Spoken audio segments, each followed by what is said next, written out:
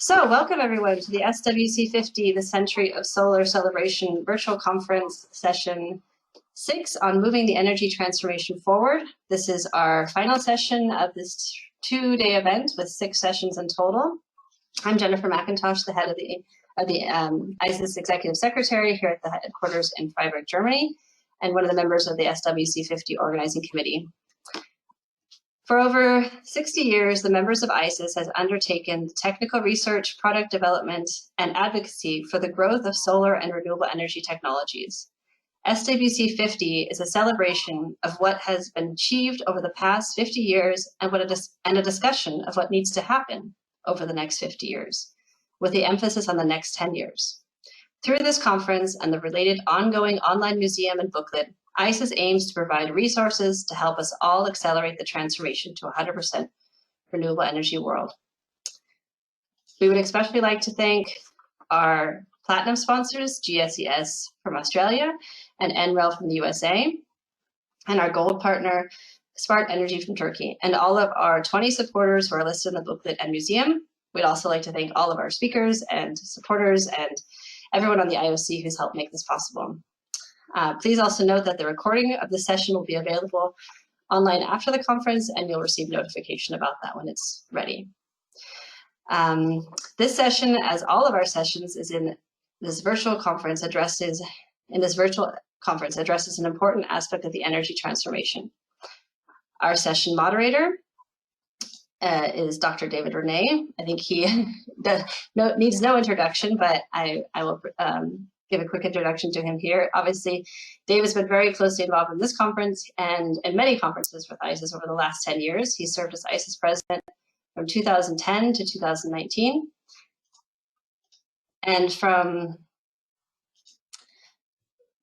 1991 until his retirement in 2012, Dr. Renné managed the solar resources assessment activities at the US NREL National Renewable Energy Laboratory. In 2012, he formed the consultancy Dave Renné Renewables.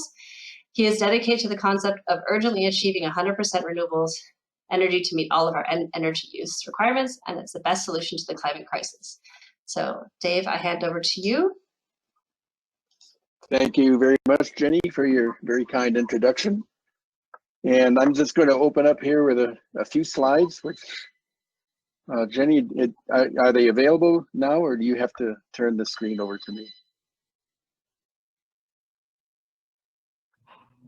What we hope to do in this session, what we plan to do in this session, is to have the moderators from the previous 5 sessions. This is a 6th and final session of the conference, and we have moderators from each of the the previous 5 sessions, who will give kind of a look forward based on their what they heard.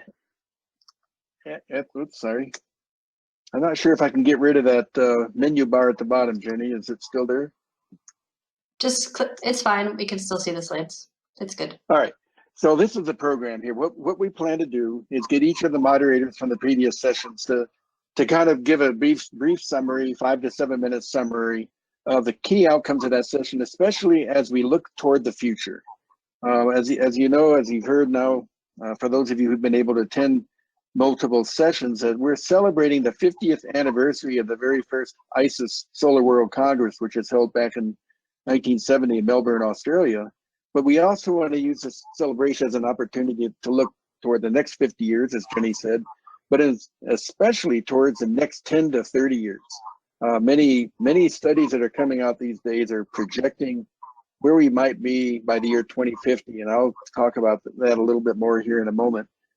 And so each of our moderators will try to capture what were the key statements coming out of their sessions, and especially in regard to the future going forward. After each of the 5 session moderators are finished, we'll have some comments from Hinrichs-Rahlwes on the perspectives in policy and advocacy, and Christine Linz, who will talk about gender and jobs in the renewable energy area. Then we'll open it up for Q&A from the session participants, from all of you who are participating. Maybe have a few quick closing statement from each of our moderators, and then a final closing statement from Jeff Stapleton, who's been very instrumental in putting this entire Congress together. So I just wanted to quickly set the stage here. This is a slide, I've shown this before, maybe some of you have already seen me show this in past conferences, but this is something that the New Climate Institute produced a couple of years ago for a UNFCCC conference in Bonn, Germany. And to me, it really tells a story very well of the urgency that we're facing regarding the climate crisis. The blue curve along the top there, especially on the left-hand side, I don't know if my cursor will show up, but I'll use it anyway and we'll see.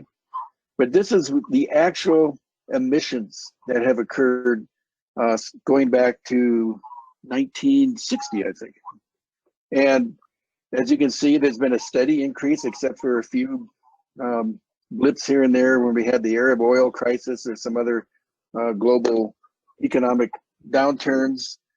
But it's been rising steadily. It's now over 40 gigatons per year. It may go down somewhat this year, 8% or so is the expected decrease this year due to the COVID pandemic crisis. But the long-term projections are for that if we don't take immediate actions, the emissions will continue to go up for the next several decades. Back in 2007, the IPCC, Intergovernmental Panel on Climate Change, was recommending that we should cap our global warming to 2 degrees centigrade above pre-industrial levels. And if we, in 2007, their report showed that this curve here, kind of a blackish curve, would be the pathway we would need to follow in emissions reductions over the next several decades in order to make sure that by the end of this century, we've capped no more than 2 degrees centigrade warming. But then over the next several years, the IPCC looked into the climate change problem in much more detail, looking at regional modeling and taking a much more careful look, and also with much more improved models. And in 2018, they came out with a study that says 2.0 degree warming is not going to do it. We're going to really face serious climate disruptions if we allow the globe to warm up to 2 degrees centigrade. We really need to cap it at 1.5 degrees centigrade. But in the meantime, of course, the emissions have gone up by another 20 or 30%.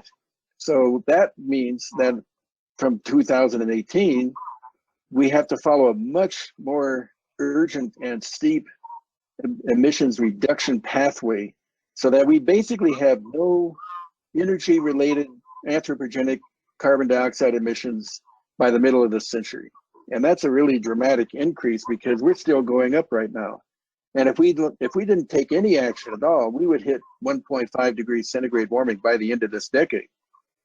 So this is, to me, a really good way to capture the urgency. And what's more, this curve along the top here, this is what would happen if the countries followed the nationally determined contributions that they pledged when they signed the Paris Climate Agreement in 2015.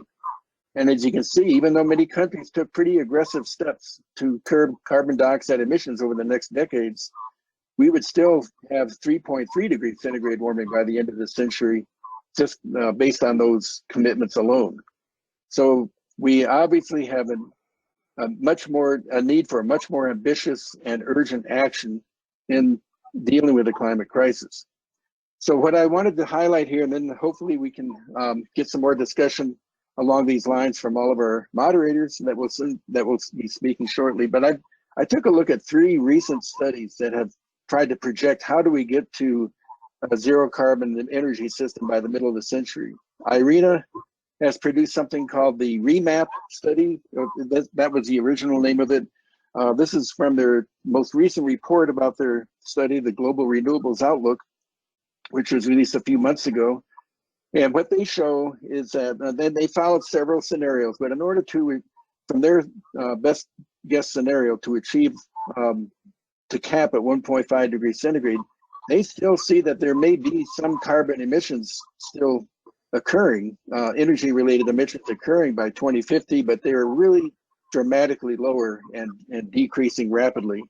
And that what would be happening and what has to happen is a rapid transition to much more electrified energy, end-use energy system.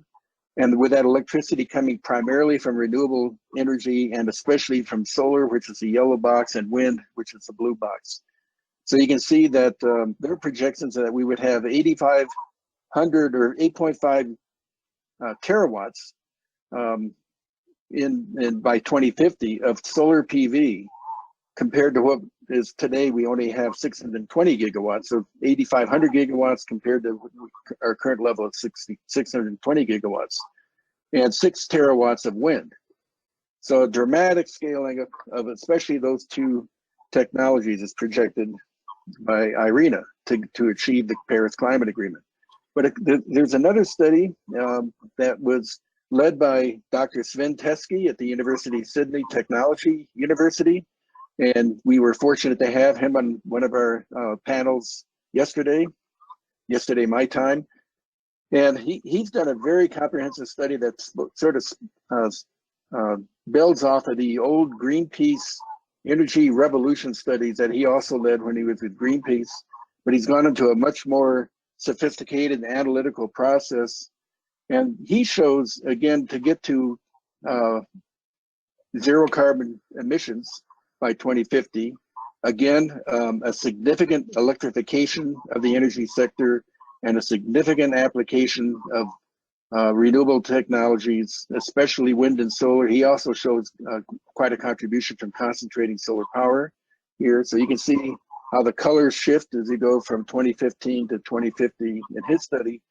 And actually his study projects that we would need over 12,000 gigawatts, that says terawatts, but it should be gigawatts, of solar PV alone, just based on the projections he gave us for a 1.5 degree centigrade cap. And then finally, Christian Breyer from the Technology University in Finland, along with the Energy Watch Group in Germany, have also done a detailed analysis, making some, again, even more aggressive assumptions about electrification of the end-use energy sector. So where much of our heating and cooling requirements will be provided by electricity rather than by more traditional fuels, and a totally electrified transportation system. And he shows a very dramatic contribution from solar photovoltaics, especially by 2050 in their study. And if you back this, he's looking at energy production here. If you back this out, you could have as much as 79,000 gigawatts, not terawatts, of installed PV capacity by the year 2050. So there's multiple pathways to get to a 1.5 degree centigrade cap, but clearly the fundamental premise in all of these studies is a much greater application of solar and PV, solar and wind technologies, a significant electrification of our end-use energy system, and also very aggressive energy efficiency measures taken, especially with our buildings and building renovation. So with this background, I'll go back to, again, our program, and we'll start with summaries from each of the 5 previous sessions that were held here. And so I'll move the podium over to Dr. Larry Kazmerski. Larry and I have worked together for many years. He's responsible for these beautiful ties. I decided to wear his 2012 edition because that was the year I retired from NREL. But Larry and I worked together for many years at NREL. Larry is a founder of the Center for Photovoltaic Center, National Center for Photovoltaics at NREL, when he was a director of that from 1999 through 2008. You can see his brief biography here. And Larry, I will turn the microphone over to you now.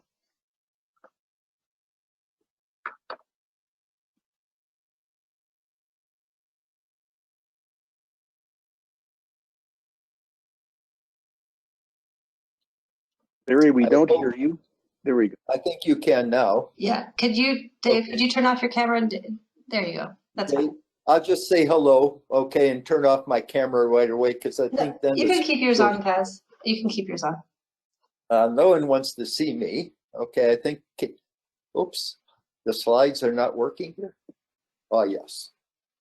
That is fine now, correct? Well, after Dave said we're all looking forward, this session happened to be one that looked a whole lot backward as well. About 3/4 of the session probably dealt with the past, but all these other sessions we'll hear this afternoon really look to the future.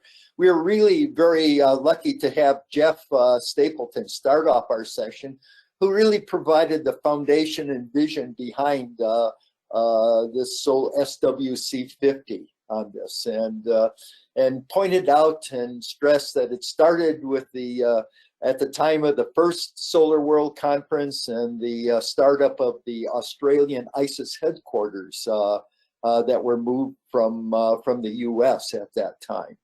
And also the that same year, 1970, of the formal naming of using the word ISES. That's ISES for everyone out there to make sure. And then we had a presentation from what I would call the trio of ISIS people, okay, at least related very closely to ISIS. Klaus Wegener, who's the president of ISIS, gave us a real look at the ISIS world outreach, okay, and a journey through 50 years of the Solar World Conferences, Eurosun, and links to the solar heating and cooling conferences that have taken place. And of course, oh, that's not Yound, that's Young. Klaus has had a very, very big part of looking at education offered through ISIS, and especially through the Solar World Conferences. And he stressed that he's going to have some emphasis in his reign as president on increasing this link with the education component into the Solar World Conferences. Dave Renné was the past president of ISIS, and he was kind of the back to the future type thing. He went back the 50 years and beyond that, and talked a little bit before the 1970s as well, back to the 1950s, and also looked forward and talked about ISIS looking at advocacy, policy, outreach, education, partnerships, okay, partnerships, you know, with IEA, ARENA, that all these many organizations now that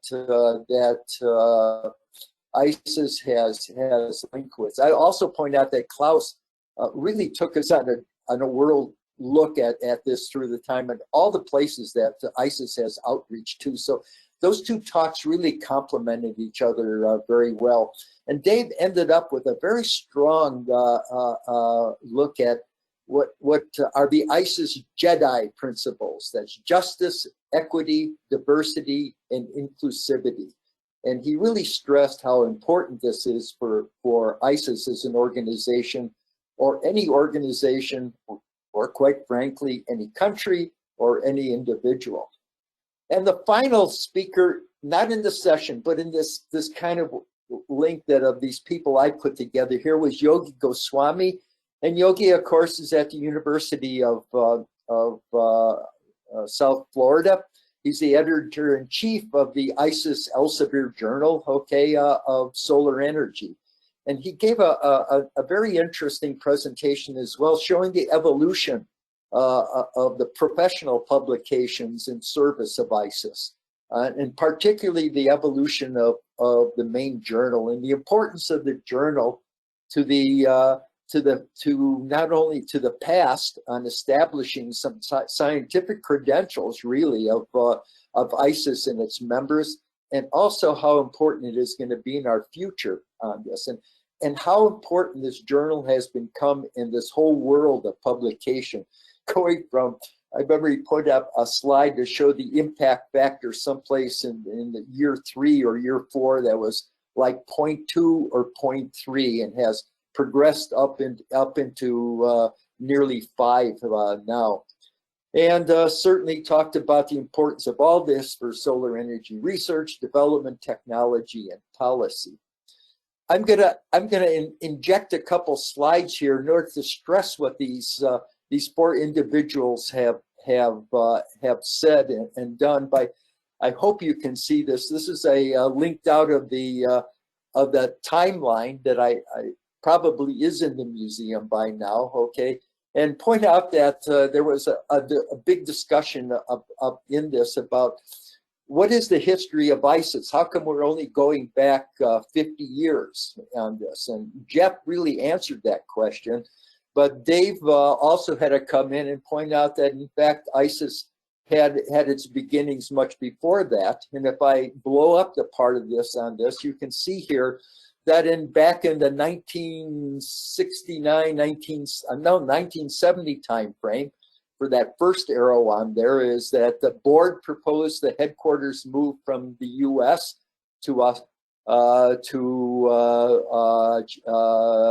Australia, and the office move took place in about June, I think, of 1970, from Tempe, Arizona, to CSIRO in Melbourne, Australia. And the president at that time was Roger Morris, in June of 1970. And in,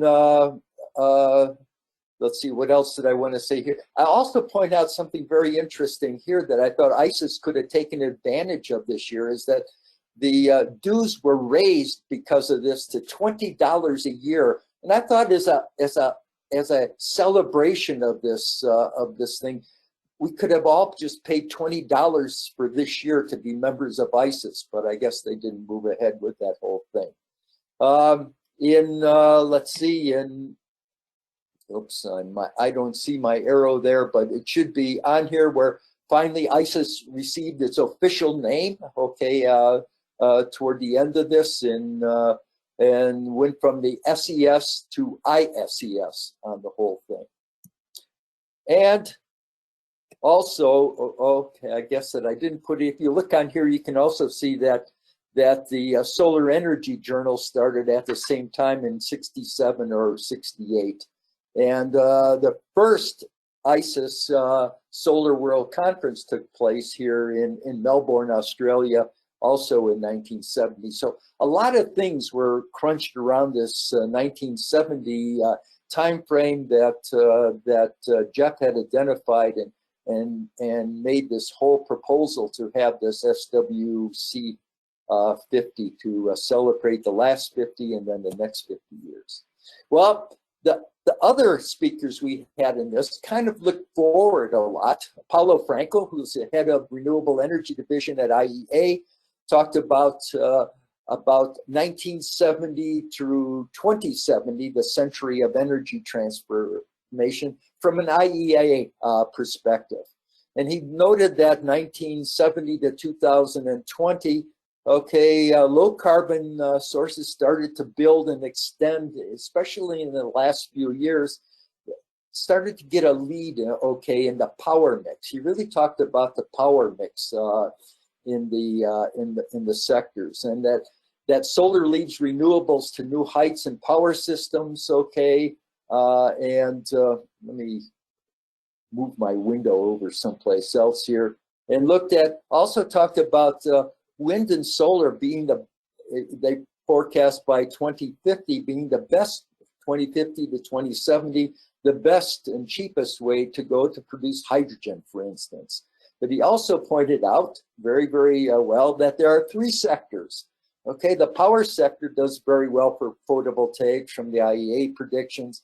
I think about 30 or 36% of the power coming from photovoltaics on this, but pointed out there are two other sectors that the penetration, okay, right now is very, very small and might have to have some attention if PV and the solar part is going to be a bigger part of that energy mix. We had, oops, oh, I have to go back. We had then Gauri Singh, who's a policy professional in India. She had a big part in developing the policy for the original Nehru solar mission in 2010 or so on this, which was to bring in 100 gigawatts of solar essentially by 2022 on this. And she provided an arena outlook on the energy future. And basically everyone kind of has, arena has, as we heard before from several people in this conference, has a very, very strong outlook by 2050 and so for solar. And the policy priorities that Gori talked about showed how the shifts have gone from then, which were mainly feed-in tariffs, to now, which you talked about all the auctions that are going down, bringing down the prices for the electricity, okay, for being produced by these renewable energy sources. And also spoke very, very well about the needs for storage and also for sector coupling. And she looked at the new India National Solar Mission, which calls for 450 gigawatts by 2030, but then cautioned and pointed out that this is a target. Okay, this is not an objective, that this is a target that India is working for. Our third speaker who looked toward the future as well was Anna Skowron. Anna's a Chief Policy Officer for the World Future Council on this. And she gave an overview of 100% renewables, about the movements and also the challenges. And looked where it has been in the past few years, and looked at some real challenges in bringing it to the future. And among these challenges, the major ones she brought up were political and policy challenges in order to get everything moving again. And I have to say, Anna, I hope from the U.S. side that we are now going to join the world again and be able to help with moving these things forward. The motivation, okay, goes beyond just energy. Okay, there's also climate, she pointed out, water, food. And I really like this, and it was kind of her sum at the end on this, and what motivates her in her work and motivated is, what can I do for this planet while I am still living on this planet? Maybe something for all of us, not only for 100% renewables, but also for looking forward for making sure that the planet is in good shape for all those who come after us. Let me just go back, okay, and go back and look back again and point out that this is really the 65th anniversary as well, if we look at the timeline. Just point some things out at the beginning is that you know, it's always pointed out that ISIS, you know, started in the 70s and had all this stuff. But in fact, ISIS in its beginnings in the 1950s is also responsible for the first major solar conference that was offered to the world. This one, there was a two-part conference in Tucson, Arizona, and Phoenix, Arizona, that they did celebrate back in 2005. But this was a major thing because it really brought a look at solar and everything at the time, and brought a lot of people together who are really the pioneers and really the visionaries who were back then to look at it. The George Lerps, the Mort Princes, the whole team from Bell Labs was at this. John Yellett, so many people that are just big parts of the history of solar. Really were at this conference with these first major contributions being highlighted. And if it's okay, and you can interrupt me, Dave, if I don't have 1.5 minutes yet, I just want to point out that we did this look at the history of ISIS back in 2005, and looked back at this conference and tried very, very hard to get a video material on this conference, and no one seemed to have it. But about 4 or 5 years after the celebration that was in Florida, okay, for the 50th anniversary of ISIS at the time, someone called me and said, "Are you Dr. Kazmerski?" And I said, "Yes." And he says, "I hear you're looking for some video footage of this conference." He says, I think I have it. And he says, if you would look at this, I'll send this to you. And then he sent a reel of 8mm film from 1955. And indeed, there was one short segment in there that had it that showed he and his family, okay, on their summer vacation, their tour on this whole thing, and went through this whole thing and kind of in this 8mm style, which is a little bit jumpy and everything and fairly short, about a minute and a half.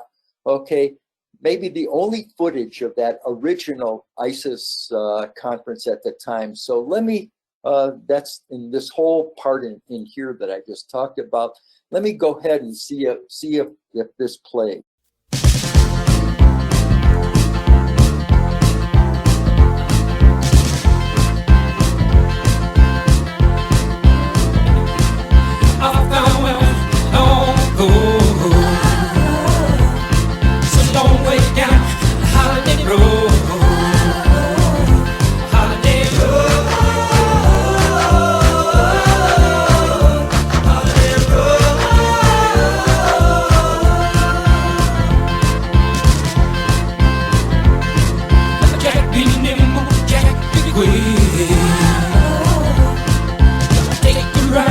West Coast kid, holiday road,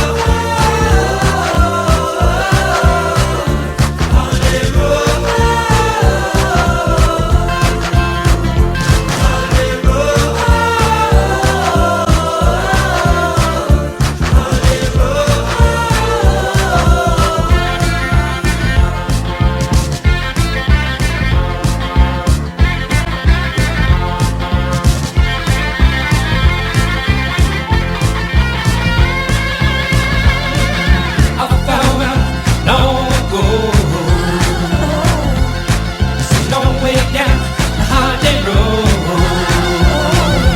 holiday road.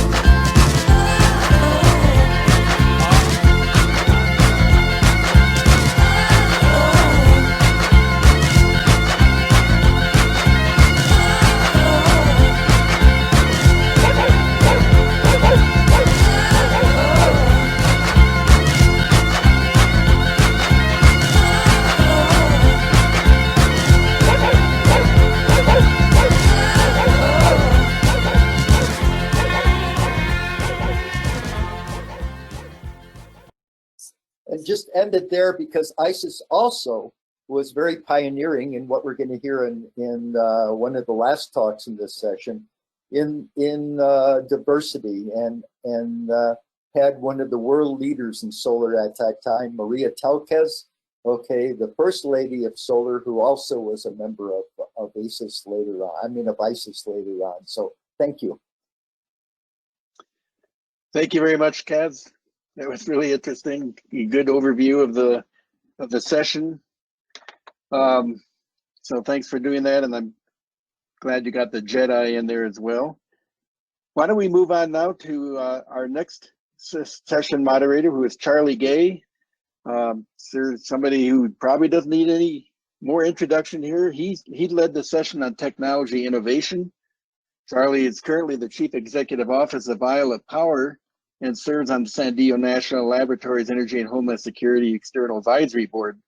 But of course, I got to know Charlie very well back in the days when he was the director of NREL back in the late 90s. And I've been following his career ever since, which has been very interesting. He served some very distinguished years in running the Sunshot program at the U.S. Department of Energy, even during the last challenging 4 years of the administration there. And Charlie received the ISES Charles Greeley Abbott Award from the American Solar Energy Society in 2019. Charlie, I'll turn it over to you. Thanks for being here. Thank you, Dave. I really appreciate that. And special thanks to Kaz for that fabulous video footage. I loved seeing Maria Telkis. I think it was in the late 70s. Had a chance to get to meet her in Midland, Texas, of all places. So that was a lot of fun.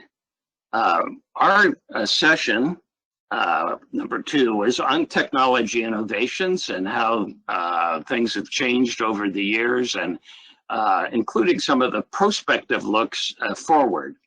Werner Weiss, Fred Morse, Stefan Sanger, Eike Weber, and I each took turns in speaking. And from left to right here, we're starting with the earliest version of solar, just for solar heating. Fred covered concentrating solar, Stefan addressed wind, Eike touched on the evolution of photovoltaics, and I batted clean up with some of the prospective looks of what we could do. From the jumpstart here, looking back, was the increase in energy supplied and total generating capacity for each of our technologies from a status report developed this year. Clearly, wind has been substantial in picking up momentum and helping drive the transformation to renewables, followed closely by solar. But much of the adoption of solar thermal happening in our cities, as strategic planning has become a process that cities follow for sustainable development in their control. Looking at the ability to link buildings and solar district heating, which also opens up options where geothermal can play a role in what we do together. Let me see if I can shrink this here. There we go. And much of the progress that has been made in our technologies, as I say, has evolved from low concentration to very high concentration. Fred Morse covered the 47 concentrating solar plants that are in place today, 43 of which use molten salt technology that you can see here in the right-hand side of the diagram, the hot and cold storage tanks that are used, and increasingly more efficient turbines and smaller size turbines with greater efficiency have been made possible with supercritical CO2. The round trip efficiencies approaching 98% are highly noteworthy here. The wind industry has been on a rapid hockey stick rise, contributing on a global level to about 6% of the electricity demand. And the number of installed turbines well exceeds 1 million today. In the case of photovoltaics, we've seen enormous progress from the 70s to today, where the cost of solar panels is less than 25 cents a watt. The interesting point here is in the early 2000s, the Secretary of Energy talked about that looking like the rate of cost reduction in photovoltaics had plateaued, and projected that we wouldn't be at this crossover point for another 25 years. The reality is today's prices are as low as 22 cents a watt, and the lowest cost new electricity generation is with photovoltaics. Over 2 billion solar panels have been deployed in the field, and panels that were installed in the first grid-connected system in Europe back in 1982 were recently decommissioned, and part of that deployment included some experiments with new encapsulants. One of those systems had 95% of the output that it had when it was first installed. So not only do we have an existence proof to get to low cost, but we also have an existence proof of reliability and the design criteria for continuing to improve long-term durability. Ike summed up the perspective on solar with how many different approaches there are still available to continue that momentum in cost reduction. In stepping back and taking a look at how to get a handle on greenhouse gas emissions, a number of the reviews that have been most succinctly presented show the value of efficiency in electrifying everything for the substitution of fossil fuels with renewables, being able to provide heat more efficiently with renewables, and as we increasingly see with a rapid cost reduction in battery storage, the opportunity to electrify transportation as well. All of these are at our fingertips now with existence proofs and with continuing market growth that oftentimes people need to take a step back and recognize just how much power is available from the sun. Here in the Solar Energy Conference, I like to refer to this diagram as representing Sutton's Law. Start with the obvious. Willie Sutton was a bank robber here in the US, and when he was finally arrested, the news media asked him why he robbed banks. His response, that's because that's where the money is. The sun is where the energy is. So we can feel good here at ISES that we've got focus on the obvious, on what can be done with solar. And a lot of the modeling that's been done by Christian Breyer and more recently by Mark Z. Jacobson at Stanford looks at the potential of wind, water, and solar combined with efficiency to reach those climate objectives of 100% renewables by 2050. On the left, if you add up the role that solar can play, it's over 55% contribution to being able to make that change real. And Mark did an analysis looking at 143 countries as their ability to contribute to meeting our greenhouse gas objectives. And perhaps most importantly here, looking at 2030, getting 80% of the way there. So the next decade is really a critical decade for bending the curve and being able to scale what we know already works. I'd like to point out that most folks have not yet stumbled to the idea that it's possible to bend the curve. This recent report summarized the strategic plans that have been produced around the energy sector, looking at the expectations for the role that solar can play in the year 2050, or solar and other renewables can play in 2050.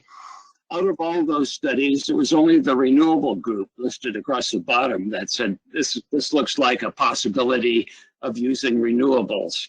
So one of the challenges that we collectively face is making the reality tangible for folks to understand what we can accomplish by using more of the wind and solar resources that we have. We need to essentially cause an inflection in the trajectory that we're currently on with the reduction in power cost, or in the reduction in energy cost, the cost per kilowatt hour.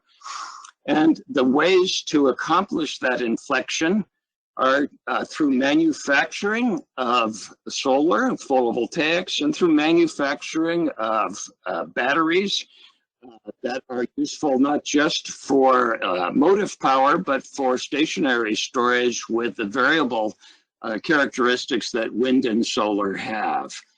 Wright's law that has been especially useful in projecting how far down our costs can go as a result of increased manufacturing scale. So we know that if we continue to scale, we'll be able to continue to drive down those costs. So what kind of an inflection could make a difference here? Well, I was inspired by Elon Musk's Battery Day talk last month. He talked about having a target of 20 terawatt hours per year of battery production by 2030. And our goal in the photovoltaics industry has been to get to 1 terawatt per year of photovoltaic manufacturing by 2030. We're a little bit more than a tenth of that size today. But in the case of both the storage opportunity as well as the photovoltaic opportunity, just accomplishing those two goals for photovoltaic manufacturing and battery manufacturing could get us to that 80% goal by 2030. Usually, it's common practice for a lot of projections to include a long laundry list of all the different technologies. For me, I'm a simple-minded farm boy, and just having two things to keep in mind is about the limits of my current memory capabilities. And those two things are easy to remember. I can remember the proper number of zeros to go with the power and the energy goals. So to wrap this up, our session 2 looked at the totality of the major opportunities for using technologies to reduce greenhouse gas emissions and put a lot of emphasis on the synergies between manufacturing and driving down the cost of energy and energy storage. I'll stop there and turn the panel back over to you, Dave. Thank you so much for the opportunity to join here today. And thank you, Jeff, for all of the hard work you've done to organize the conference, and especially for organizing the museum, where I'm sure that 1955 video footage that Kaz showed will find a place of honor in our history. Thanks again. Thank you, Charlie. Thanks again, Charlie. That was really good, really an interesting session. And now I'm really pleased to introduce Lawrence Jones, who moderated session 3, a very interesting session on transforming the energy sector. I hope you were able to attend it. Dr. Jones is a practitioner with over 25 years of experience in the energy industry. He joined the Edison Electric Institute in September 2015 as a vice president. And he is North American Vice President for Utility Innovation and Infrastructure Resilience at Alstrom Grid Incorporated. And he's worked as a consultant for ABB Power Systems in Västerås, Sweden. He was born in Monrovia, Liberia, and received his master's licentiate and PhD degrees in electrical engineering from the Royal Institute of Technology in Stockholm. So Lawrence, thank you for being here. I look forward to your summary, because that was truly an interesting session that you were moderator for. Thank you, Dave, and good afternoon, good evening, or good morning, everyone. I don't have slides, but nonetheless, I will walk you through the activities of that session and what we discussed. The title of the session was Transforming the Energy Sector, and the participants, the speakers were Rashi Gupta, Jeff Stapleton, Ed Smeloff, and Mike Davison. To kick things off, I think the key point to start here is that energy transformation is a complex process. When we talk of transformation, this is nothing new to the energy sector. Historically, we've seen waves of transformation have gone on. But one thing we do know is that transformation takes time. And coming back to Dave's slide about the urgency of moving fast creates a lot of challenges for how this current transformation is occurring.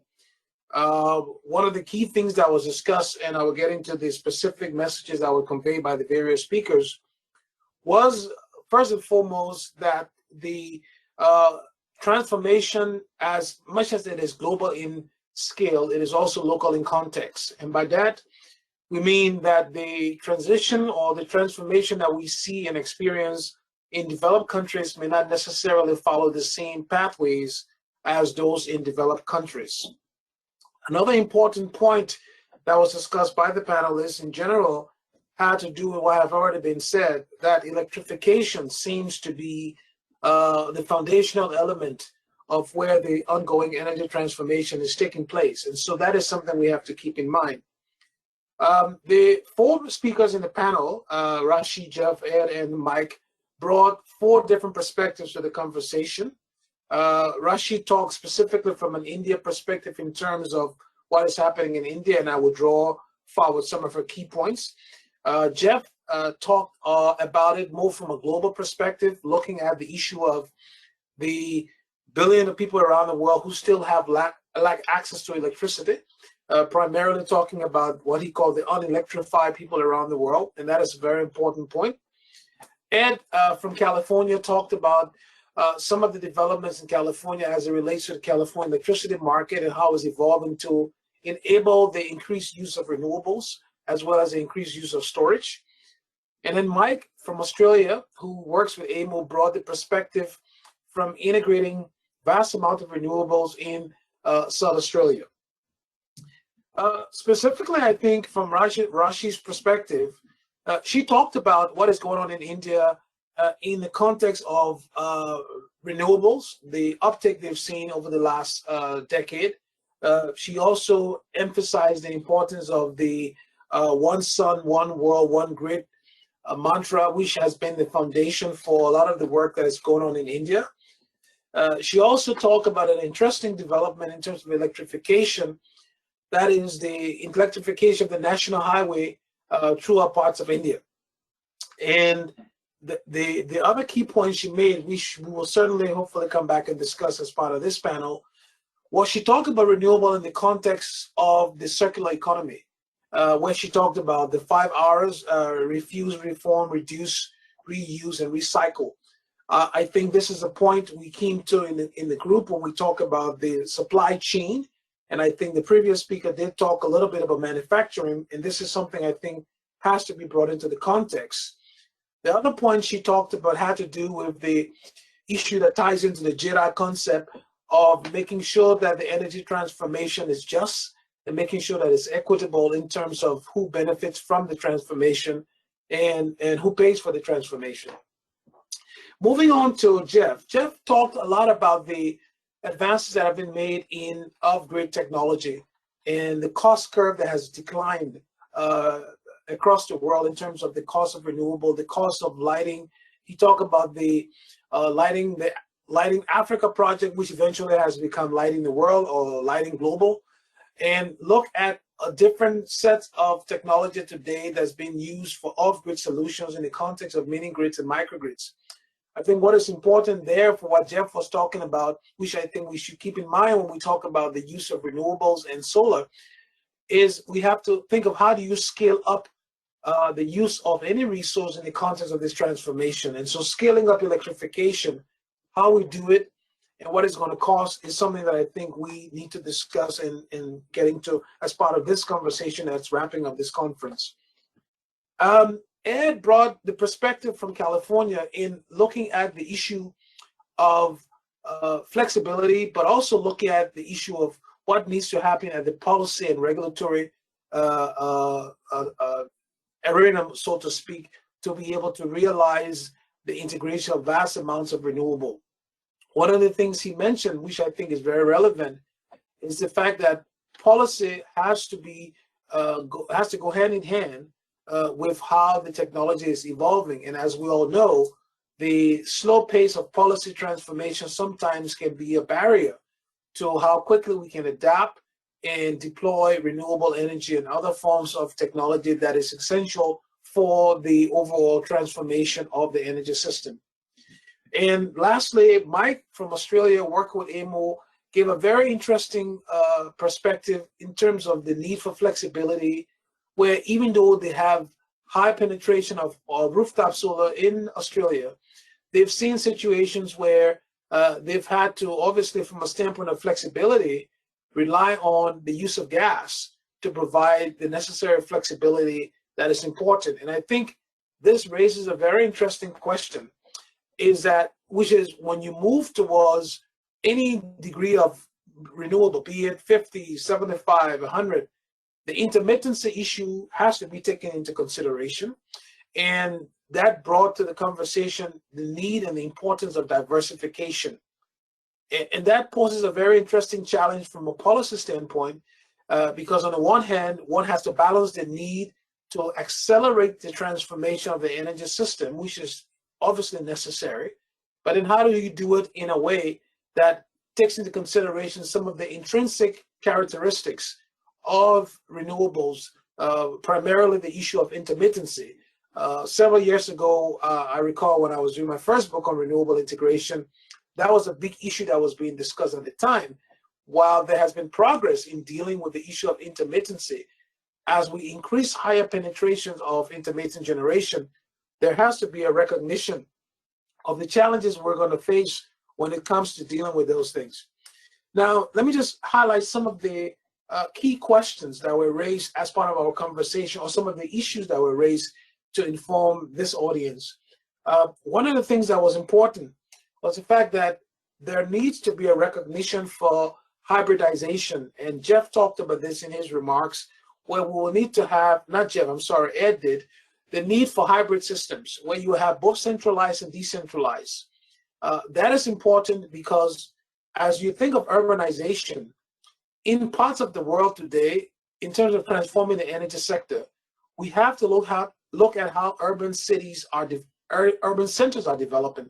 So whilst renewable energy off-grid solutions might be great for rural development, in many densely populated areas in parts of the world, take a place like Lagos, Nigeria, or in parts of Asia, Mumbai, for example, where there is very much no land left in cities, it's going to be very difficult to see how you do it with using just off-grid solutions. And so the mindset that we need to adapt as a global industry in the context of the energy transformation has to be centered around embracing the idea of hybrid systems that will involve both centralized and decentralized.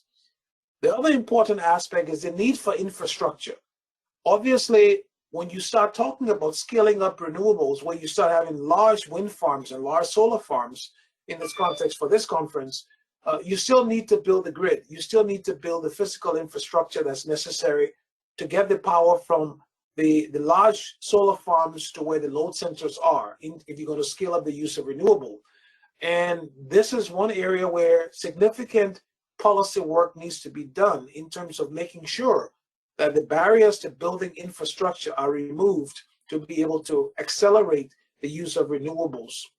And this brought to bear the conversation, we call it the 3 M's. You have the microgrid, the mini grid, and the macro grid. You need all 3 grids in the context of scaling up renewable. And the constant debate between it being either or is one that we should collectively work towards removing, because in reality, we need to have both centralized and decentralized solutions. The other topic that came up, which is extremely important, is the economics of the energy transformation. And I'm happy that you have Mike Eckhart from Citi, who can certainly talk about this much better than I can. But the economics of the energy transformation is extremely important. And by that I mean, it's not just the matter of bringing the price of solar down. It's also thinking holistically, what are the overall societal implications of this energy transformation? How do we make sure it's just and equitable? We know as we speak today, looking forward, if you look at some of the energy policy plans being put forward in the context of COVID, whether it's the Green New Deal in Europe or other green proposals being put forward, the issue is always focused around the cost. Can it be done in a way that is equitable? Currently in the European Union, there's this discussion around just transformation or the just transition. We need, in a solar energy industry, there needs to be a candid conversation that whilst the price of solar as a technology is coming down, the overall cost of transforming the energy sector has to be taken into consideration if we're going to be successful in scaling up the use of renewables. 2 more points I'll make, and then I'll start, Dave, is one, the conversation we had around supply chain. That was a very interesting conversation. It raises the question in the context of developing countries, do you end up creating some degree of dependency if most of the world's solar technology comes from one part of the world, or is it better to start diversifying the supply chain. The issue of energy independence, which is very important, is not just something for developing countries. We know that even in Japan, Korea, and other places where there may not be vast amounts of resources, there is a need to go for higher penetration of solar. Now, to do that, one has to make sure the supply chain is robust so that there is no sort of indirect energy dependency that's created because of the supply chain being sort of a constraint to one country or to one part of the world. The other thing that was important, and this was brought up in the conversation with Rashi, because she works in this, had to do with the need for what I would call it enabling technologies to accelerate the energy transformation. The things that come to mind, which we discussed a little bit in the panel, had to do with one, the need for storage. The other had to do with the use of carbon capture, utilization, and storage. And more we're seeing now an increasing talk about the use of renewables to generate hydrogen as a way of bridging the transition to a much cleaner energy grid. The last point I will make, and then I will end in terms of summarizing the feedback from our panel, had to do with the issue of public policy. One of the things that was key in our conversation was that, however we look at it, public policy is very key to accelerating the energy transformation. But the question we discussed was, to what extent do citizens in the countries that we all represent understand what this energy transformation is all about and what the transformation is going to cost, and also what are the benefits of the transformation? And so there needs to be a concerted effort to begin to educate the public about the complexity of transforming the energy system, the need to transform it and to transform it fast, but also the fact that it is not going to be a free ride. There is going to have to be some major thinking around public policy. And primarily, when you start getting off certain resources, you are actually creating potential societal challenges when it comes to things like jobs. Yes, you can create more jobs, probably by investing in solar technology and other forms of renewables, but you have to prepare the citizens for that transformation. And so I think in essence, we all agree that the transformation of the energy sector is going to move perhaps much faster than we anticipated because of the technological changes that are happening. But there are still systemic barriers around policy changes. There are also issues around the natural resources that is necessary, whether it's the lithium that you need or some of the other raw materials that you need, the rare earth metals that you need to make sure that the energy transition is one that is done fair and equitably for everybody. So with that, Dave, I will end and look forward to the Q&A. Thank you. Thank you very much, Lawrence. That was an excellent summary of a very, very important and interesting session. And I thank you for capturing all of the talks so well. The electricity sector is clearly going to be growing rapidly in the energy transformation. Currently, it only supplies about 20% of our end-use energy supply. And the area that's where we have the most end-use energy usage is in the heating and cooling sector. And so our session 4 was devoted to discussing the transformation of that heating and cooling sector. And so I'm very pleased that we have Dr. Andreas Haberle as he was a moderator for session 4, and he's here to give us a summary. Andreas is the director of the Institute for Solar Technology in Switzerland. He's a physicist from the Technical University Munich and earned his PhD at the Fraunhofer Institute in Freiburg in the field of concentrating solar thermal collectors. And the institute that he's working at, SPF, has been a driving force in research and development of innovation energy technology for more than 30 years, with focal areas in energy efficiency and renewable energy in general, as well as solar thermal and solar electrical energy in particular. So Andreas, I'll turn it over to you. Well, thank you, Dave. It's a very interesting session. I was also really listening fascinated by the presentation of Lawrence just before.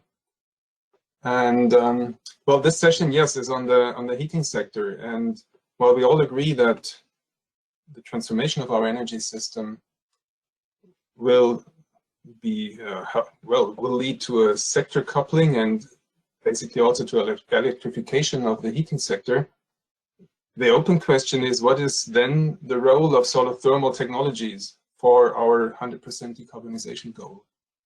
That's an open question, so to say. The solar thermal technologies were among the first solar technologies to be commercialized. And when I started my solar professional life, that was in the 1990, around 1980, 1990, at that time, the price of PV was in that plateau that Kaz just showed before. At a watt was around $4 to $5 a watt peak. And I was told, working on solar thermal, you can do whatever fancy idea you have, you'll still be cheaper than PV, no problem. And now it somehow turned around. Now the wording is, in solar thermal, you can do whatever you want, you'll never beat PV. And the question is, so what will be the role for solar thermal technologies? And that's what we tried to discuss in session 4. I have prepared a few slides to wrap up the session. I'd like to share my screen now. I hope that does work. Do you see my screen? Yes, it looks good.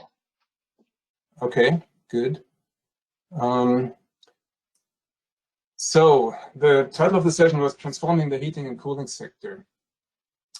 And so the panel focused on the use of renewable heating and cooling technologies outside of the electricity sector, with a focus on solar thermal technologies that can help meet the needs of both high and low temperature heat requirements for buildings, communities, and industry. And well, that was too fast. We had 5 speakers, and Fred, as an introducer, Fred Morse, introduced to the topic. Then we had Maria Wall talking about solar neighborhood planning, Stephen Myers about solar heat for industrial processes, Vasily Kidrossou for solar thermosiphon water heaters, Qingtai Jiao for district heating and seasonal storage, and then Uli Jakob for solar cooling. That were the topics that we discussed, and I grabbed a slide or a picture from each of the presentations and would like to share them with you now. The first one by Maria Wall on solar neighborhood planning.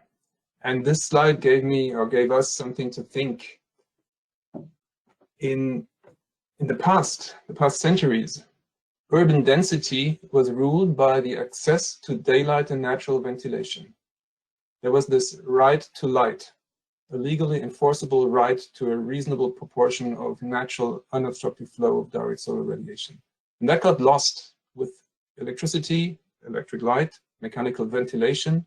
So that simple rules were not as important anymore. And now, coming to sustainable cities and renewables, there's again this right to light, which is more and more important. So legal aspects of a right to unobstructed solar access appears more and more. And that is a field actually of future work to come. And so now mostly light concerns access to daylight in buildings, and that is included in building regulations, the amount of daylight indoors at a minimum level compared to the outdoor conditions and so on. But the question of light on a facade, on a roof, becomes a legal question. Now, solar heat for industrial processes, Stephen Myers showed here the infographics he worked on during his time at the ISES Board of Directors. And these 3 that he showed cover examples of solar process heat, one in electronics industry, one in food and beverage, here it's a brewery, and the third one in the pharmaceutical. And I encourage you to check out these infographics on the ISES website. They're informative, they're really interesting. And we all know, just Dave said it just before, heat is about half of our final energy consumption. Industrial heat is a quarter of the global energy use. And 50%, half of that is below 400 degrees, half of that is above 400 degrees. Below 400, solar technologies are non-concentrating or linear focusing technologies. Above 400, it would be point focusing technologies. And there are many examples for projects. The first ones date back to the 1980s. Stephen showed a nice picture of, and I'm foolish that I didn't show it now, of a drying project, 0.5 megawatt. And but still, we don't see more than around 1,000 projects worldwide in this field. But it is an attractive field for further development. And now a new IEA SHC task 64 has started on this topic early this year, together with Solar Paces Task 4, and these two implementing agreements of the IEA work on the lower temperature and the higher temperature side. The third speaker, Vasiliki Drossou, talked about solar thermosiphon water heaters. And these are amazing. They're simple, reliable, cheap, just good equipment to provide hot water. There's no pump, the drinking water is directly heated. They make up 60% of the world market of solar heaters, mostly in warm climates where space heating is not so much of an issue. Still, you want to take a hot shower. And hot water preparation with such solar thermosiphon water heaters is just the easiest way to do. The market, solar thermal market, is largely dominated by China. 70% of the market is happening in China. Their vacuum tube systems are dominant. The rest of the world is largely represented by flat plate collectors, as we see here on this picture. And then Vasiliki showed a nice number. You see on the graph on the rooftops these thermosiphon water heaters. Each of them has around 2.5 square meters, 100 or 150 liters of water storage. Each of them avoids 1.7 tons of CO2 a year. Avoided emissions by each of these systems. And that's even more than the avoided emissions by an electric car. So it's a $500 system towards a $50,000 system, giving the same emission avoidance. So think about that. The next speaker was Qingtai Zhao from China, and he showed amazing progress in the field of district heating and seasonal storage. So I grabbed two pictures out of his presentation. This is a project in Tibet, altitude 4,600 meters. 250 days of the year are heating season. Gas is unreliable and has high operational cost. This plant here, district heating plant, in combination with the seasonal storage, a pit storage, delivers 100% solar share, 100% solar heating by this system. And on this picture, apart from that it's nice, you see the snow and obviously you need to heat, and so the collector deliver the heating, but the right picture there, where you see the snow area, that's the storage. And that's where Qingtai said they were very happy to see that picture that shows that the insulation of the storage works. So the snow stays there. And he showed many more pictures, similar pictures. Many more projects in China are realized or on their way. And I think, if I remember the number right, what Renné said, around 400 large solar district heating systems are realized now worldwide. The last speaker was Uli Jakob. He talked about solar cooling. And this is the scenario for the expected growth of energy consumption for solar cooling. So from 2020 to 2050, we will see an increase from 2,000 terawatt hours to 4,000 in an optimistic scenario, and 6,000 terawatt hours in the baseline scenario. So three times more. And what he says is, well, what can be the contribution of solar cooling? Here we see 150 million new electric chillers each year, split systems, installed every year. Worldwide, solar cooling systems are 1,800 installed, so it's nothing. There's a very big potential, and solar thermal cooling also can make change here, and he is very optimistic that this will be a future path to follow still. And he gave the example of also combined systems, hybrid systems, solar thermal cooling combined with PV powered compression chillers, achieving very high overall system performances. And so there is a lot to expect in this field. So summing up and concluding, we did not talk about domestic hot water systems in single or family homes. That's still a major market segment. Here we have to acknowledge these are systems that will have also to go through a transformation if we want to be in 2050 at zero CO2, because they are always hybrid systems need to be combined with auxiliary heating. There will be development there. There is still a market there, but we did then talk about areas where we see high importance of solar thermal systems in future. Solar neighborhood planning here, the question must not be what is the optimum size for a solar system on my roof. The question must be what technology do I cover my roof with? We have many options. We have PV, solar thermal, PVT, combined with heat pump, combined with other technologies. And so we need to cover really all roof facade available technology, available surfaces with solar technologies. Then solar heat for industrial processes together with district heating, some of these two large systems are where we see a future for solar heating. Solar thermal siphon water heaters are wonderful technology and will stay wonderful technology for the future. And then solar cooling is also a field with very good perspective for the future. So that will be, or is my summary. Thank you. Thank you very much, Andreas. That was an excellent summary of a very interesting and well-attended session, and of course, a very important technology that has many potential applications in the future.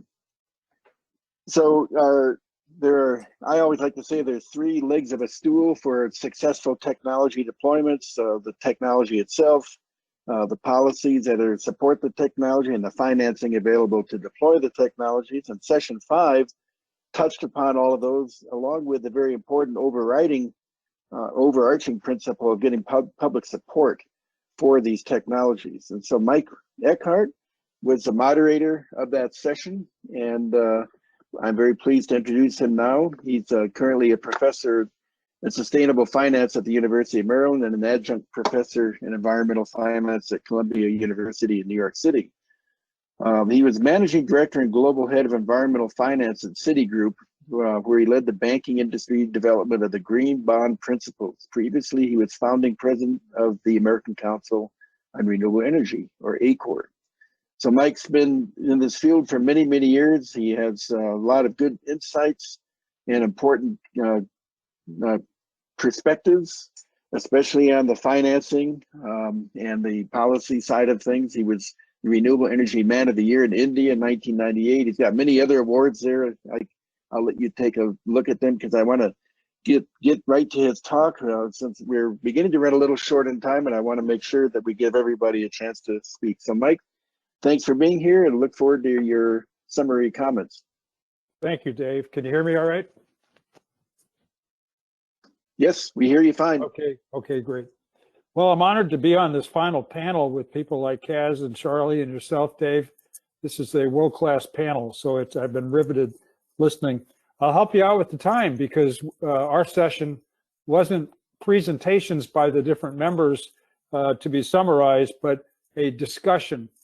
And the one slide that we used just came up. I first developed this 10 years ago when the title was 40 years into a 100-year transition to clean energy. And now we're at 50 years. We're halfway there. And the idea, I'll walk through it very quickly. I identified 5 arenas of innovation that has caused this success to happen. And one of the outputs of the conversation is there should be a 6th line overlooked here, which is a social innovation of our society and support for things like renewable energy. So we're going to add that. But underpinning everything is environmental policy. You can see a couple of notable things over the decades that happened. The technology innovation, some of us, Charlie and Kaz, they remember ERDA, the Energy Research and Development Administration, which merged with others to create DOE in 1977. NREL came along in 79 and was named NREL, I think, in 89. Fraunhofer was over there. There was equal agencies in Japan and elsewhere. And then we had the big ARRA R&D slug in 2000, early 2009. I think the most powerful in terms of moving all of this ahead in the marketplace was simply market structure innovation. We've collaborated over the years to create a market, starting with PURPA in 1978. For those too young, that's the Public Utility Regulatory Policy Act, which I call the Big Bang of clean energy. It was the first major law to order the utilities to buy the output of alternative, then called alternative energy and cogeneration. And that became the foundation of public policy that affects the creation of markets.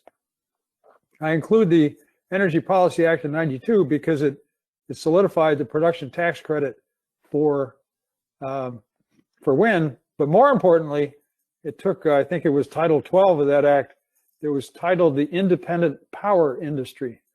And it took the law as first written was to support the truly independent IPP. But the final version of the law, good lobbying work by the utility industry, threw out all those words and created the opportunity for utilities to have unregulated sister companies under a holding company. And it created that legal entity. And so the quote IPPs in the US, and to some extent in Europe have adopted that, really created the IPP industry as a sister to the utility industry. We still have entrepreneurs, but the bulk of it, I'd say over 90% of the major operating assets, at least in the US, are owned by a utility sister company, quote, IPPs. Then on the heels of that, or while that was happening, we had energy trading, which created markets.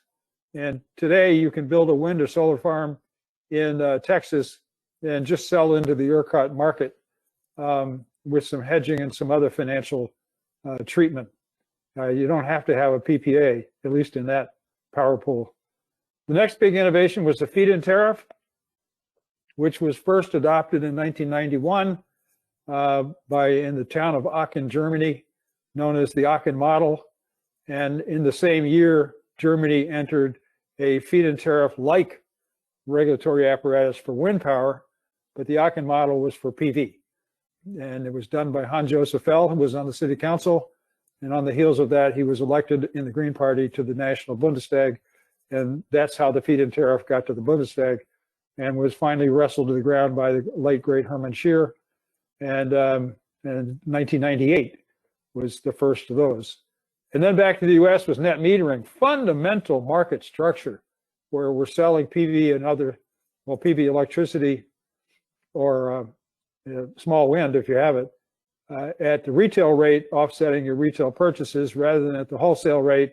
And a fellow named Tom Stars, who still works at SunPower in those days, would call me up in the early 2000s, and he'd call from Iowa and say, I'm getting sandbagged in Iowa. What can we do?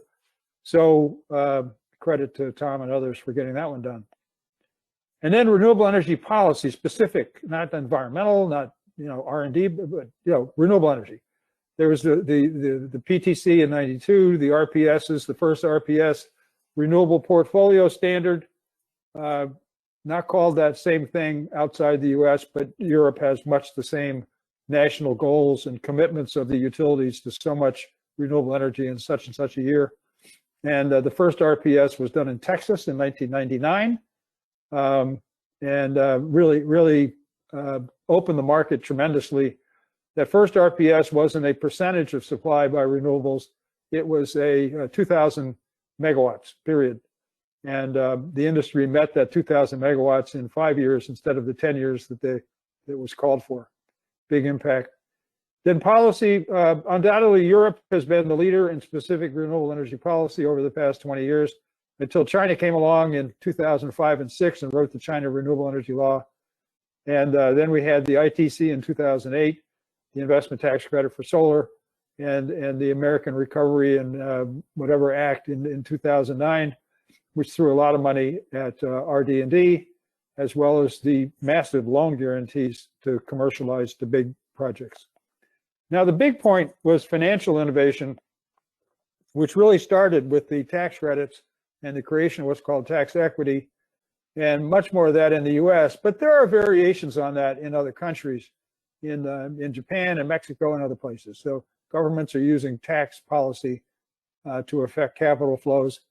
Yieldco, if you didn't know, is a company that owns the operating assets and is traded on the stock market. And green bonds is, as Dave said, something I was involved in. It is a guideline to guide the bond market on issuing what's called green. So the point of this is to review it, but also get our minds around what do we have to do for the next 50 years? Do we just stop here? I don't think so. And what are we going to work on?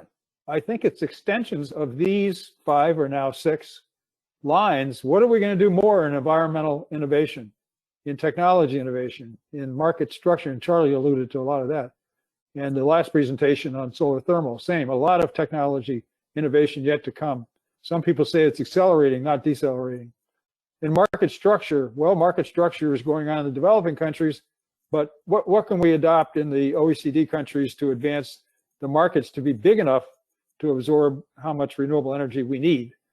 Renewable energy policy innovation, this is the hotbed, the Biden plan, all the other plans, which are all very good. And again, financial innovation. I think the financial innovation is probably the big piece of work for the next near term. Maybe not forever, but for the next 10 years, that is the urgent need as the COP26, the COP process turns to sustainable finance and investment as its cornerstone topic. There's nobody involved in the climate change world that isn't involved in sustainable finance in one way or another today. We all know the trillions out there that is capital in the world, and we need to tap that. And the way to tap it is through financial engineering, like tax equity, like reverse leases on rooftop solar, created by our good friend Marshall Salant when he was at Morgan Stanley before he's last 10 years been at Citi. All these things are invented by somebody. That's the exciting thing about everything on this sheet. People created every one of these innovations. They didn't fall from the sky. Somebody saw an issue and went after it with a solution, whether it's tax equity, yieldcos, green bonds, social bonds, and on and on and on.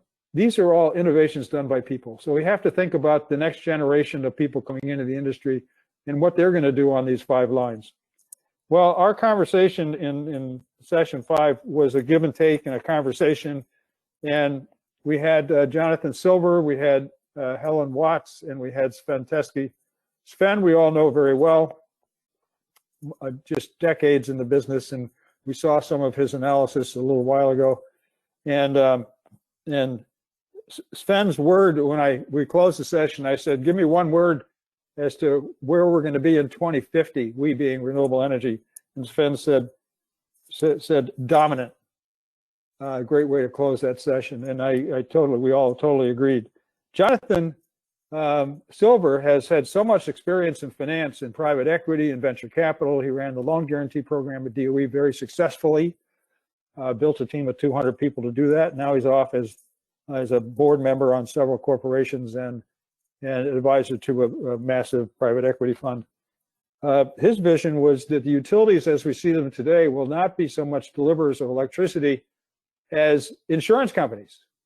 They will guarantee to the 999s what is the reliability of your electricity supply, and you can pay more for a higher 999s or less if it's not an issue for you.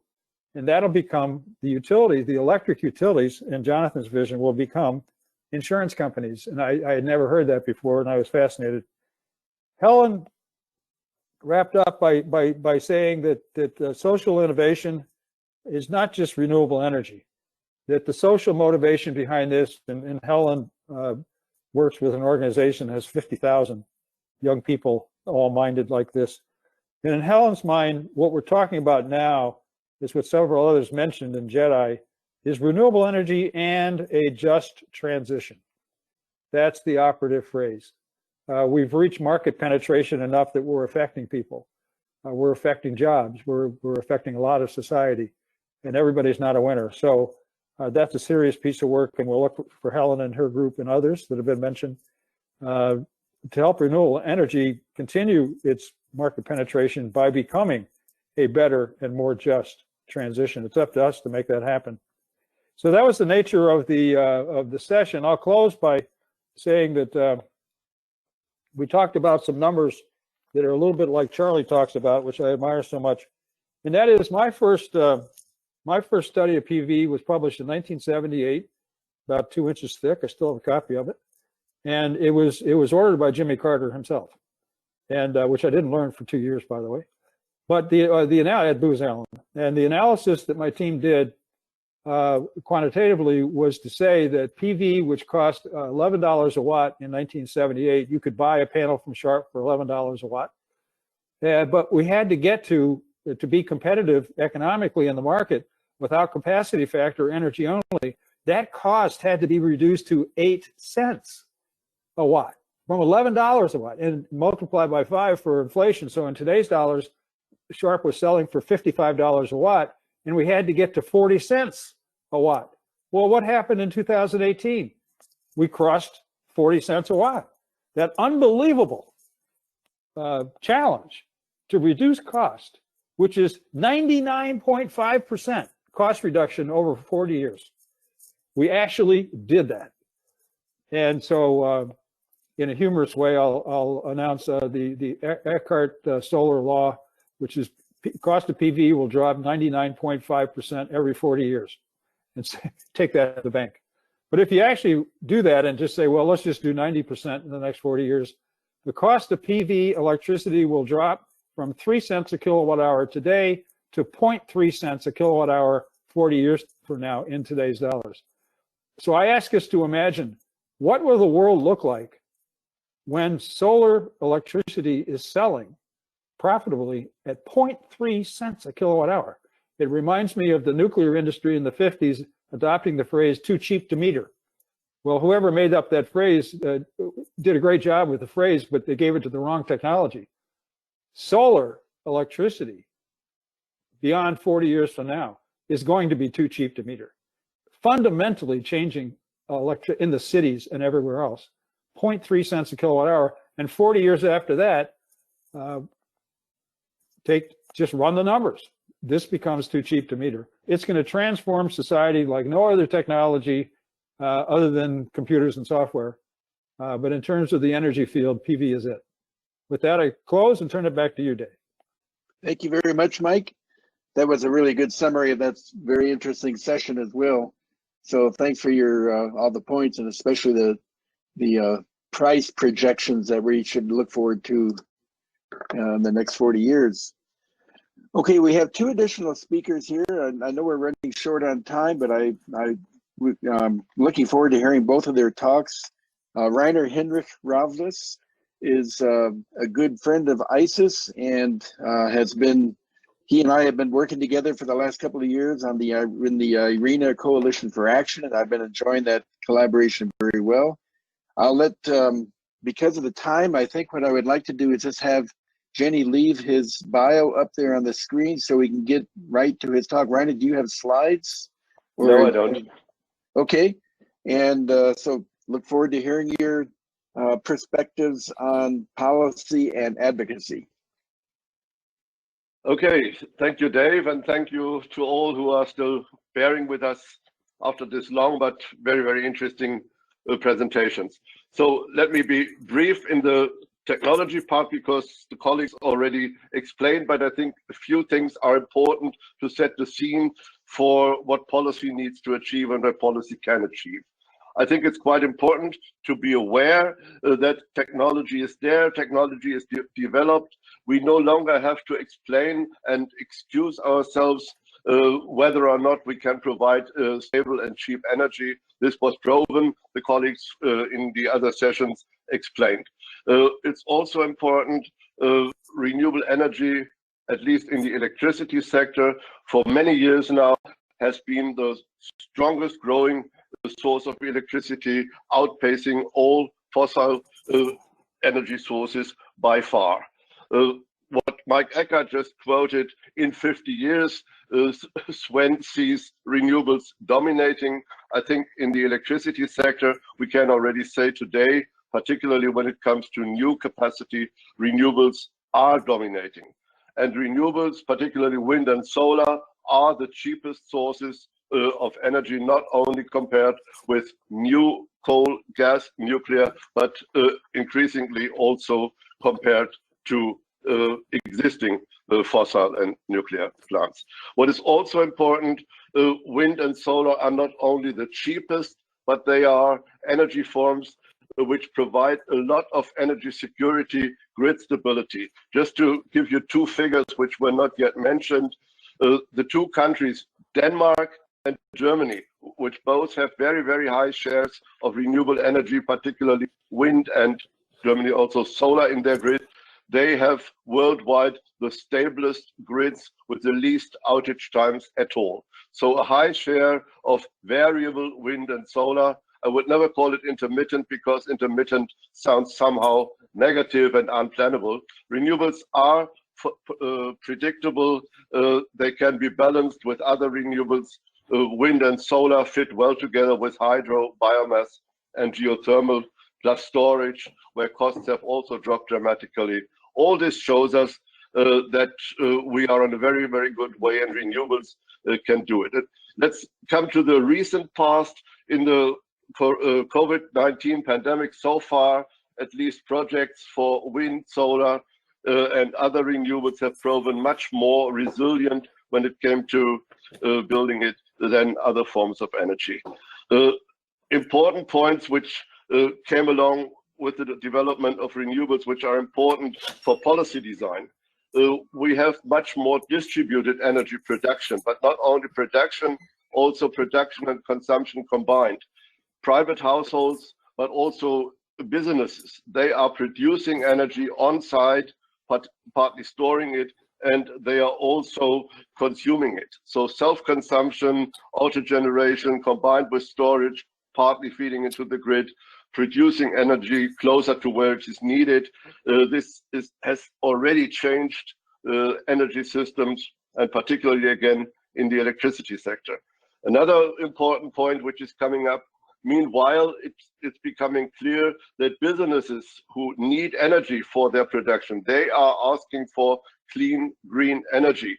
This initiative of RE100, which is gathering global companies like Google, Microsoft, Mars, etc., who have committed to provide 100% of their electricity from renewables to a certain date not too far away. Another one is that also utilities, who for many years used to be reluctant when it comes to very high shares of renewables because they had their old assets, coal, nuclear, gas. Increasingly, utilities are understanding that renewable energy is not only something which is needed for climate protection, which it definitely is, but which also is important to keep customers who have the choice whether or not they buy from a certain utility. And so I think we are on a good way, but policymakers to a good extent still are quite, let me say, hesitant to fully committing to renewables. Renné showed in his introductory slides that even the International Renewable Energy Agency predicts that even without 100% renewables in 2050, we can meet climate targets.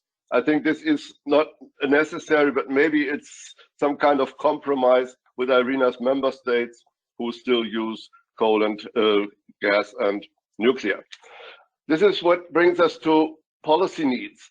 I think what is important now is that policymakers understand and then explain to their audience that it now is not about justifying what we have, but to considerably accelerate the transformation. If I say accelerating, this means we need to adjust existing legislation to the needs of dominant, very, very high shares of renewables. We need to be aware that other sectors, heating and cooling, transport, are being electrified on the one hand, but on the other hand, there is also a need to integrate direct use of renewable heat from solar, from biomass in a system. So integrate energy markets, no longer keeping them separate, heating and cooling, transport, electricity, but integrate these markets and set up market designs which enable very, very high shares of renewable energy. Of course, we can benefit from digitalization.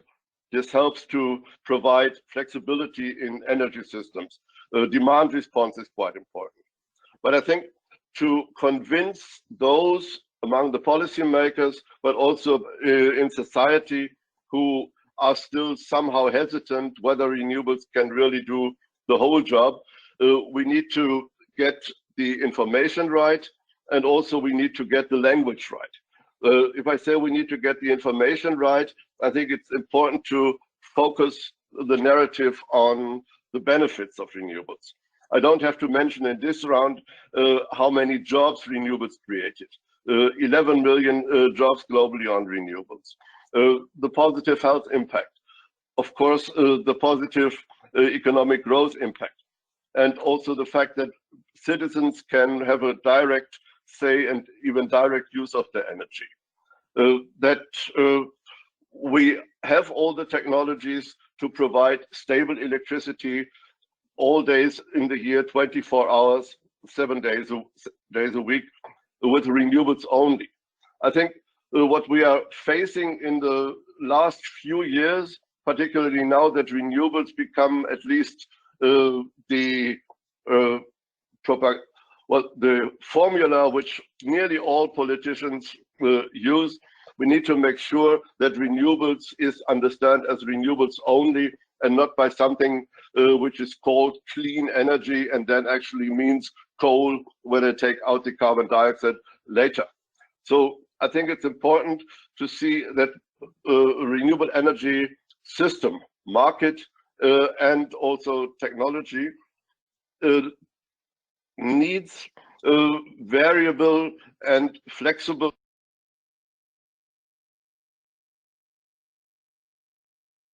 Okay, somebody muted me. I continue, but I'll be done in 2 minutes or so. So I think it's important to highlight renewables don't need a bridge from gas or coal to do the whole energy supply.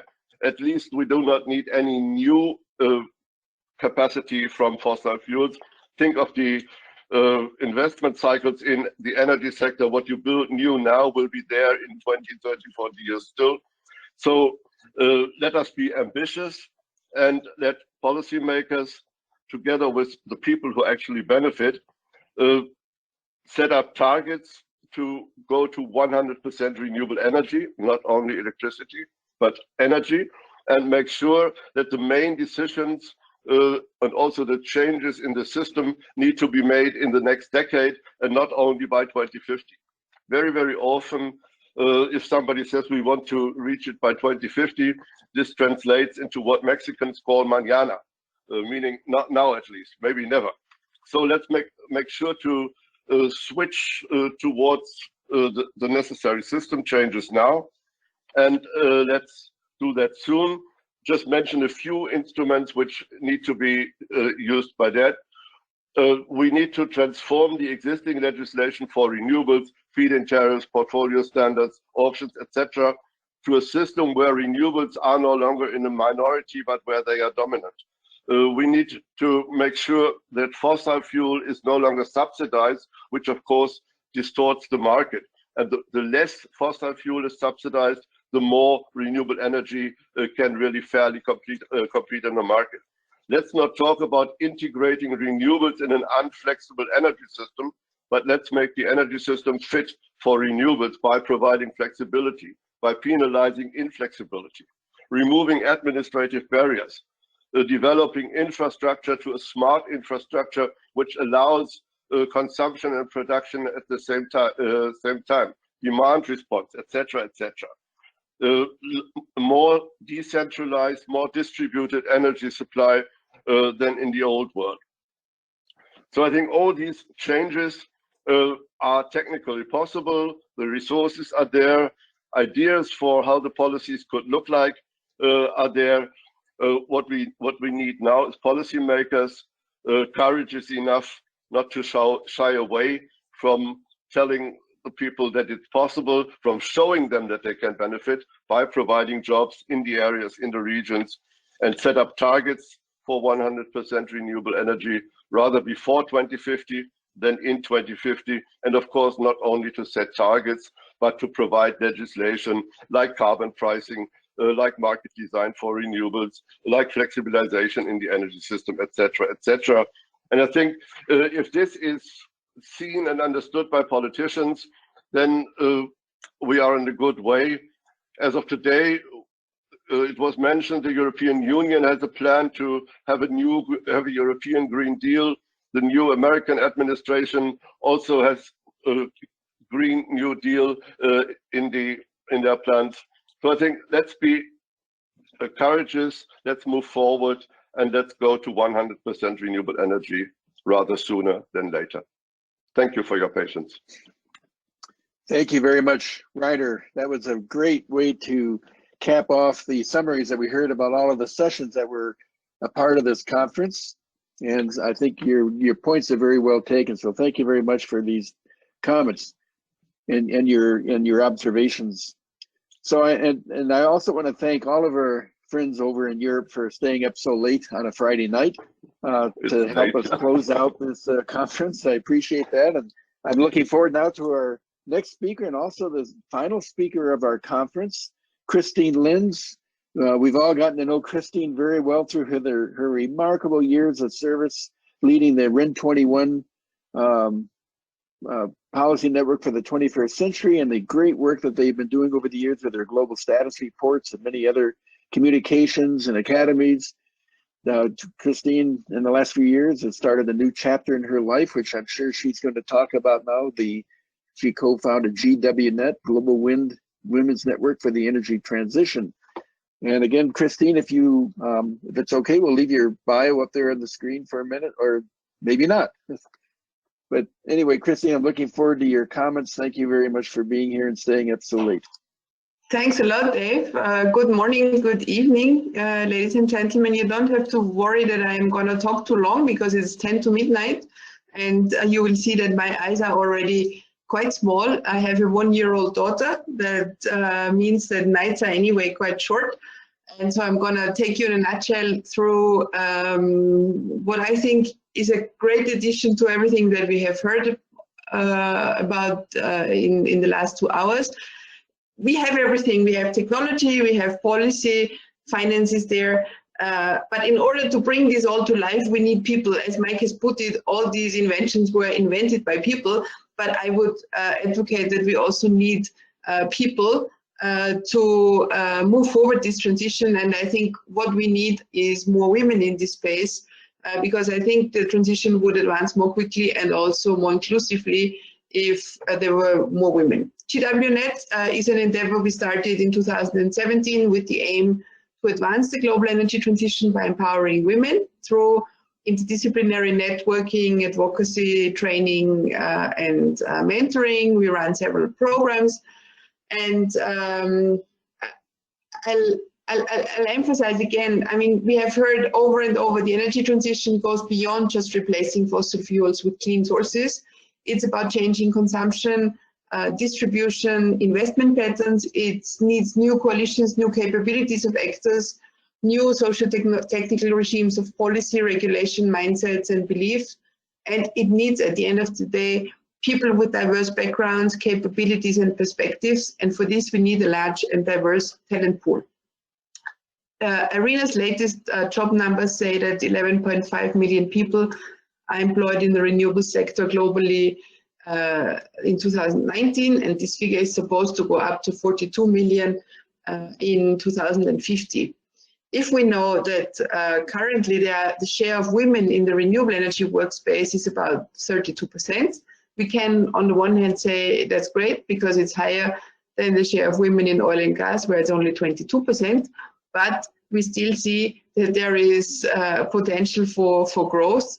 And we also see that the power of gender equality. There are numerous studies proving that reaching gender equality would significantly improve global GDP. And these studies also show that companies with diverse leadership have better results. They are better prepared to survive financial shock. They often have improved profitability and have increased action on environmental issues and have more stringent decarbonization policies. And I'm quite certain that soon we are going to see studies that companies with diverse leadership will better survive the current COVID-19 pandemic. As Christine Lagarde has put it, when more women join the workforce, everyone benefits. And in addition to this being an equal human right to having equal access to employment with men, it really makes lots of economic sense, and this sector would advance more quickly if there are more women out there. We have earlier this year launched a study showcasing strategies for the private and the public sector on how to foster women's talents for transformational change.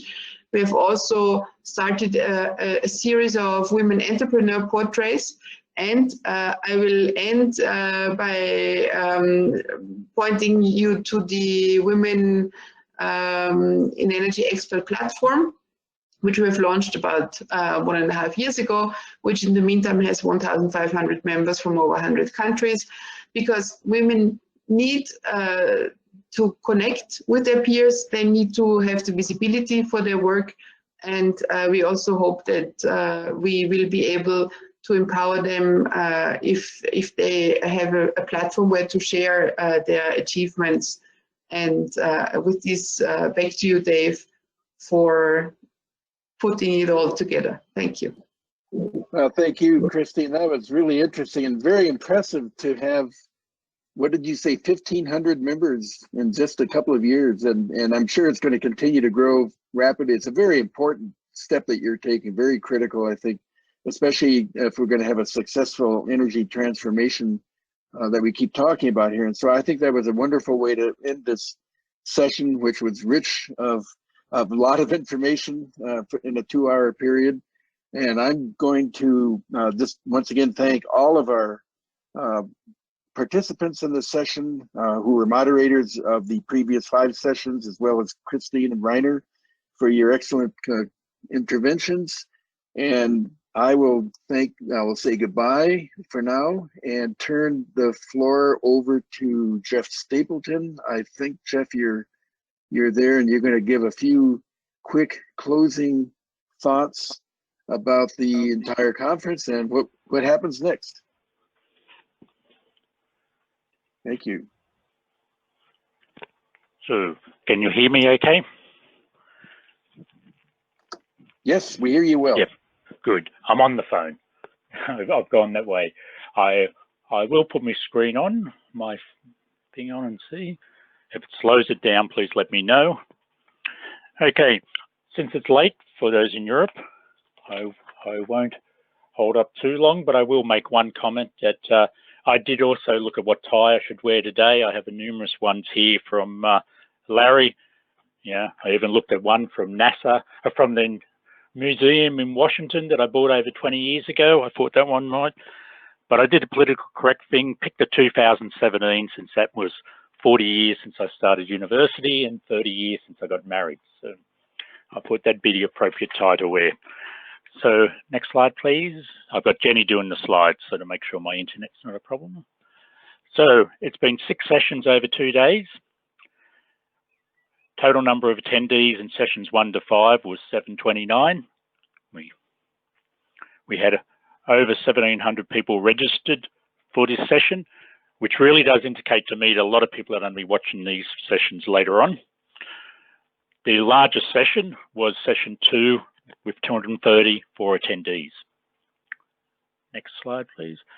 So just having a quick look at where people came from. For session 1, there was 71 countries online. 2 was 80 countries. 3 was 72 countries. 4 was 66.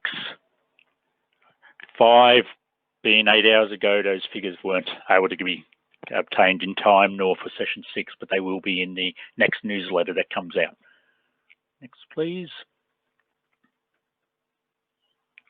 So when we, the committee was meeting over the last 2.5 years, we did note that, you know, at the 50th anniversary, this booklet came out, and we thought for the 50th anniversary of the very first international conference that we should do a booklet.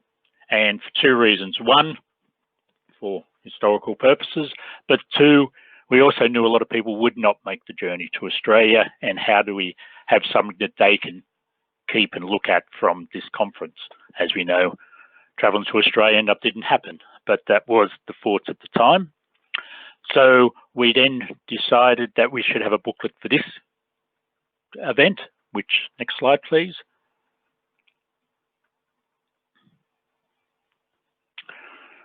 And this is the cover of the booklet. It will be online, I believe, Monday. It was finished in time, but there was technical reasons why it hasn't been uploaded yet. So I believe it's going to be Monday German time when it goes online. Next slide. So to put it in context, this is the contents in the book. There's the usual foreword by Dave Renné in this situation. Introduction. We have the program from the Solar World Congress and a small statement from a person who's still alive who was at that conference. And then the idea of the booklet was to actually give a snapshot of what has happened, and it hasn't just been for the last 50 years. We've gone back in the snapshot of history of solar. So we covered these topics: ISES, to its starting, PV, solar thermal, CSP, solar architecture and buildings, and by myself, PV, solar energy in the developing world, to make sure they were not forgotten. So in each of the decades, those topics are covered where relevant. We also then list the pioneers and the partners. So for those who are probably aware, we also decided that, you know, as people have said to this evening, it is people who have made this industry, the individuals all the way along. So ISIS wanted to acknowledge them. So there was always a debate of when do you start. So for right or wrong, we picked 25 years ago, 1995, prior to that. My bias was, at that time, it was only 200 megawatts of PV installed, so it was very small industry at that point in time. Solar thermal was probably larger, and architecture was probably larger in that as well. But what's so relevant? In this, there is about 280 people have submitted into that pioneer section from pre-95. They are just a snapshot. We are fully aware that there's over thousands of people who have contributed even prior to 95. But we wanted to get stories of individuals, and I meant to do the total again, but the last time I had looked, it was probably over 50 countries they'd come from, a variety of countries, but I'll do that summary again. So that booklet will be launched on Monday online on the website. However, this is the first edition. SWC50 is going to continue being celebrated until SWC 2021 online next year. We will continue the newsletters and have a number of other webinars on topics we couldn't cover in these 2 days. So the museum was the next thing that we launched. So we were going to have an exhibition in Melbourne. So I think the one big plus of the pandemic is the fact that we've now launched a museum. That is online. It's live now. This is the screenshot I took this morning. So this is going to be a living museum. We will update it every so many months. And there's many people I want to thank who's helped us put this together. We listed, but Charlie Gay is one, Larry Kazmerski, a couple that stand out with the information. But all the people who helped put the booklet together are also help provide information, and they're listed. So this will be ongoing. We're going to have an ISES committee that overlooks the continuing this. And as Charlie Gay said and a few other people, it'll be good to finally have a place where those videos like Larry showed earlier, Kaz showed earlier, has a home that people can then see permanently. Jenny, next slide, please. The critical thing of all these type of events is it's people that put it together and partners. So I've got to thank the partners listed here, GSGS from Australia, NREL, the 2 platinum partners, Smart Energy from Turkey is a gold partner. Next. We had 20 supporters, industry associations from that around the world. So they will continually be getting newsletters over the next so many months and distributing that. So the celebration is going a lot wider than just those who might be friends of ISIS. We've made more friends by dealing with all these organisations you see here and are listed into the booklet. Next. I won't name them all. You can read them and see them later on. But like all events, it's the organising committee behind the scenes that got all this done. One comment I will make, if everything that's gone right with this event, thank the whole committee. Those who hated the times that this event was held at, blame me. Next.